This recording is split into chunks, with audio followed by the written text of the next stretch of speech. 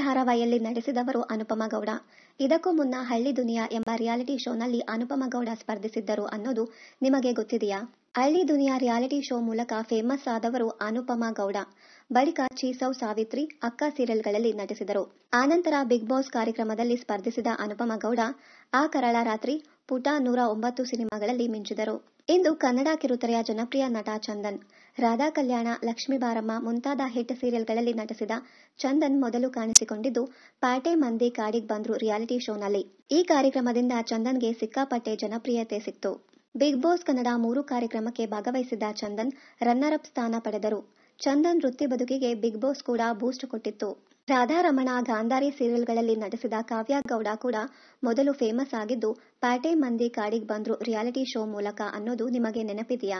ಸಿದ್ಧಾರ್ಥ ಸೇರಿದಂತೆ ಕೆಲ ಸಿನಿಮಾಗಳಲ್ಲಿ ಅಭಿನಯಿಸಿದ ನಯನಾ ಪುಟ್ಟಸ್ವಾಮಿ ಮೊದಲು ಫೇಮಸ್ ಆಗಿದ್ದು ಪ್ಯಾಟೆ ಹುಡುಗಿರ್ ಹಳ್ಳಿ ಲೈಫು ಸೀಸನ್ 1 ರಿಯಾಲಿಟಿ ಶೋನಲ್ಲಿ ಸ್ಪರ್ಧಿಯಾಗಿ. ನಿವೇದಿತಾ ಗೌಡ ಈಗ ಯಾರಿಗ್ ತಾನೇ ಗೊತ್ತಿಲ್ಲ ಹೇಳಿ?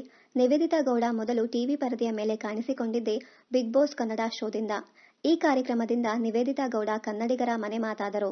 ಇಂದು ಕನ್ನಡ ಕಿರುತೆರೆ ಹಾಗೂ ತಮಿಳು ಕಿರುತೆರೆಯಲ್ಲಿಯೂ ಖ್ಯಾತಿ ಪಡೆದಿರುವ ಕೋಳಿ ರಮ್ಯಾ ಕೂಡ ಟಿವಿ ಪರದೆಯ ಮೇಲೆ ಮೊದಲು ಕಾಣಿಸಿಕೊಂಡಿದ್ದು ಪ್ಯಾಟೆ ಹುಡುಗಿರ್ ಹಳ್ಳಿ ಲೈಫು ಸೀಸನ್ 1 ರಿಯಾಲಿಟಿ ಶೋನಲ್ಲಿ.